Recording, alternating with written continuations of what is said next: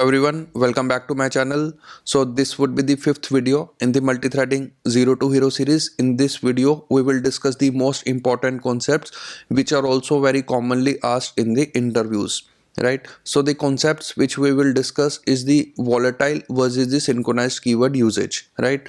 And we will see practically where we should use volatile or where we should synchronize and where it is actually being used in the real systems. We would see the practical use cases, right? So without wasting time, let's get started. So guys, we would understand this concept using a simple example, right? Now let's assume, as you can see on this screen, there are two threads, right? But assume thread 2 has to run continuous fashion in order to perform some job, right? It is using the some kind of boolean flag, the running flag, which would make this thread 2 keep running, right? If the running value is true, it would keep running continuously. But who would stop the thread 2? It is some other thread. For example, thread 1 would have to stop thread 2 by making the running value as false, right?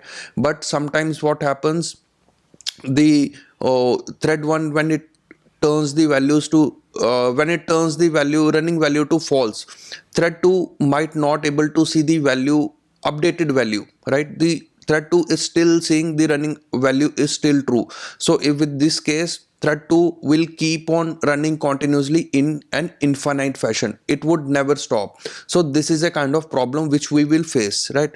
How we can solve this problem? We can solve this problem using different ways. So the first way is we can use the synchronized keyword, as we have already discussed, but we will see here how we can solve this problem using synchronized keyword.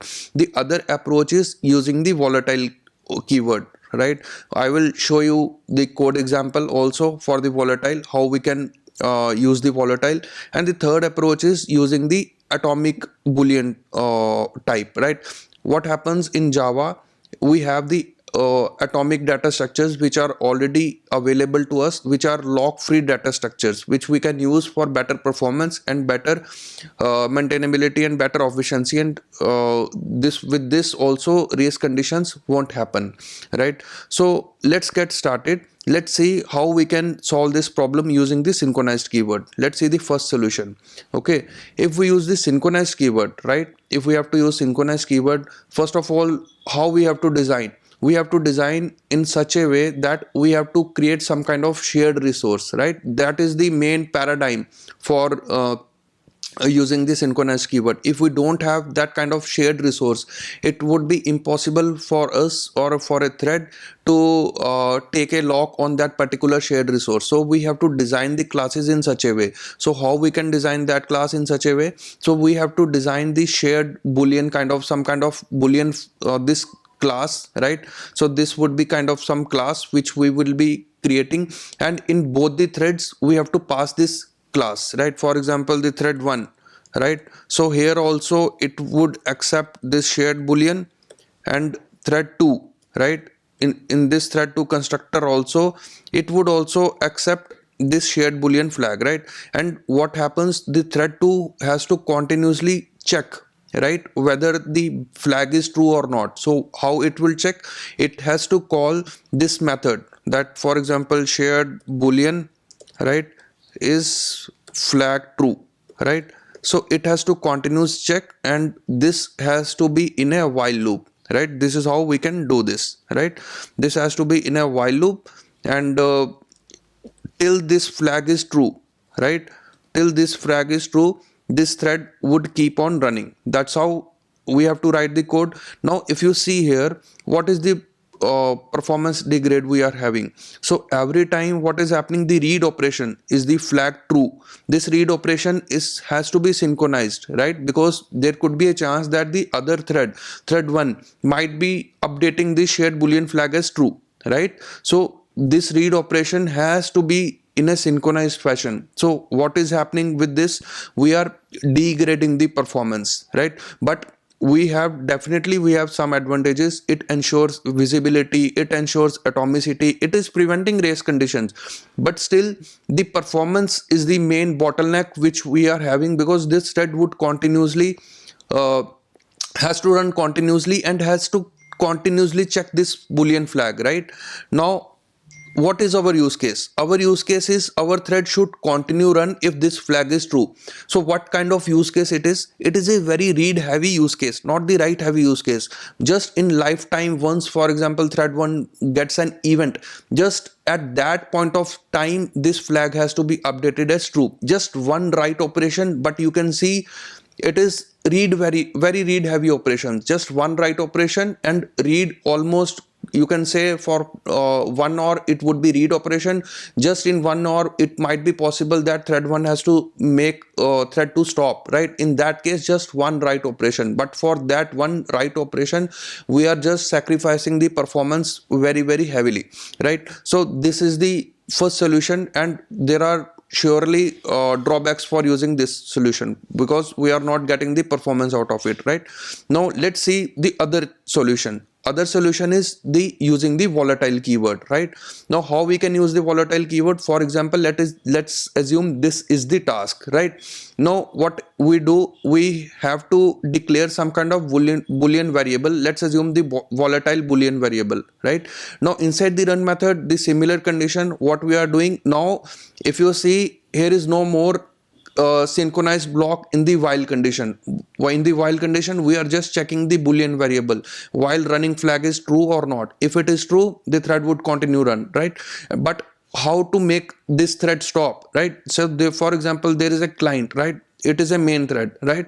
So main thread would call this stop method. So that is a separate thread, but it would call the stop method of task class, which would internally make this running value as false, as you can see, okay? But how you are ensuring the atomicity or the how you are preventing the race conditions in this case? Okay, now first of all, do we need atomicity?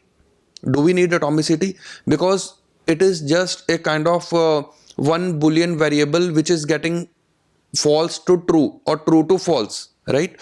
Just one thing, there is no more atomicity. Atomicity comes in a picture when we have some kind of operations continuous. For example, the counter is there, count plus plus is a kind of atomic operation which we need to perform in an atomic way, right? But this is not an atomic operation. This is just a kind of visibility problem. For example, the running flag, once it is marked as false, this should be visible to thread 2 as soon as it is marked as false. So this is a kind of visibility problem, not an atomic operation or not any kind of race condition. It is a kind of visibility problem, right? Now how actually volatile works behind the scenes, what happens here is, for example, we have two threads running continuously. Where it would run, one of the thread would run in CPU core 1, other thread would run in the CPU core 2.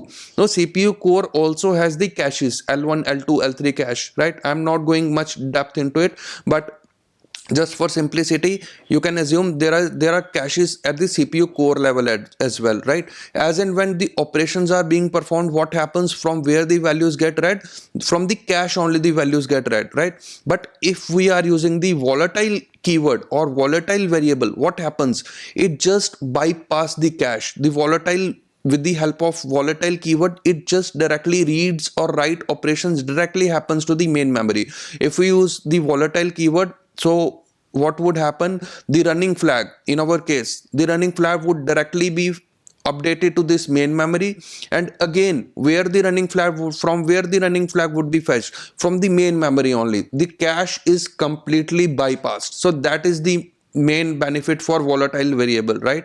Now let's see what are the key takeaways we can take out of it, right? So variables without volatile, if we don't use volatile along with variables, so in that case what happens, as I already mentioned, each CPU core may cache a variable locally, right? For example, thread 1 updates the variable, but thread 2 may not see the change due to caching, right? Because it would leads to stale values and race conditions, as we have already seen, right? Because without using the synchronized or the volatile variable, the thread 2 was running in a continuous fashion, because it was not, running flag was not visible to thread 2, that false value was not visible to thread 2. No, but if we are using the variables with the volatile, right? So in that case, as I already mentioned, it would bypass the CPU cache and it would force the read and write operation directly from the RAM. But what it ensures, it ensures visibility. Any thread reading the variable would get the latest value because it is fetching from the main memory, it is not getting fetched from the cache. So that is the benefit we are getting. Now let's talk about this volatile and with this volatile usage with respect to designing distributed system. This is very very important. Most of the senior engineers don't understand this as well, where we should use volatile, right? They just do the blind thing. Okay, this somehow I have seen the code written by senior engineers where they have clearly written the volatile along with the compounding operations as well, because that is no more needed, first of all, right? So let's see the use cases where actually we can use volatile and in which cases we should use it. Now let's assume if your application is very read heavy load. For example, in our case, the thread was very read heavily, it has to continuously check the running flag, right? So in those cases we have to achieve good performance, right? So reads from volatile keyword do not require locks, right? For example, synchronized keyword, if we use that, that would require locks to be taken by the thread and so on, right? But since the volatile ensures visibility, all the threads can see the latest value from the RAM, right? CPU caching is partially bypassed, but reads are still relatively fast. Okay, now what happens, all the read operations are still happening from the RAM, right? But it is still fast, right? Now what is the practical use case for this? If we are using the status flags or the configuration updates. Why the configuration updates?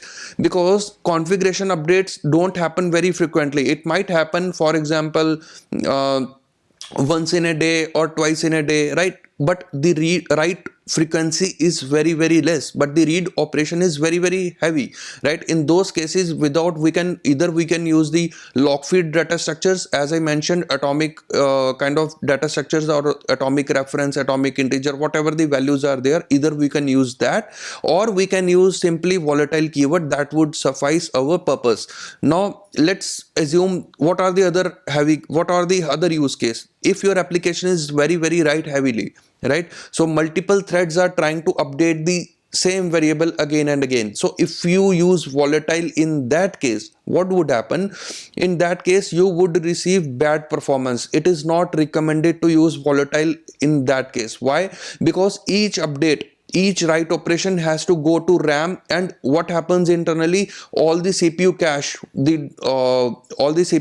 which is holding that kind of data, right? So that cache has also been invalidated. So it is a very kind of heavy operation and it's a kind of bad performance we will achieve. So frequent writes would create a bottleneck, especially with the multiple cores competing from the same memory, right? For example, if you have a shared memory, right, main memory, where you are updating the value, but let's assume at the same time 10 threads come to update the same memory location, so it would some kind of create a bottleneck, right? So because CPU cache has to be invalidated and many of the write operations has to write to the same memory location. So in those cases, what is the use case, right? What you should use in those cases? You should use in those cases either atomic integer or synchronized keyword or synchronized block or synchronized object. What kind of content? For the high contention use cases, you always have to prefer either the lock free data structures or the synchronized keyword usage, right? Or you can use the lock interface and mechanism which are provided by the Java. So use case to avoid in a very for example, for which volatile you should not use with, for example, the shared counter, right? For example, there are services in a in your cluster, right, which needs actually the unique ID. It's a kind of counter, right, which would increment and just give the value to you, right? So each client would receive a counter value. So in those cases, because it's a very write heavy operation, the counter plus every time it has to perform, right? It's a kind of write heavy operation. So what you can do in those cases, for example, there's a shared class is a shared counter. So what job is it has to increment the counter, and let's assume it has to return the count as well to the client, right, as a unique id, right, which is getting persisted into the database. So in those cases what you can do is you can either use atomic integer, which is a lock free data structure, or you can use the synchronized keyword, right? So that was all I had planned to cover, but in the next class I will in the upcoming videos I will discuss more about the lock free data structures which are provided by the Java. I will show you the real examples where actually we should use it, right? And that was all I had planned to cover. So please do hit like, subscribe and comment on my videos if you really like my explanation. Thanks a ton. See you in next video. Thanks a ton.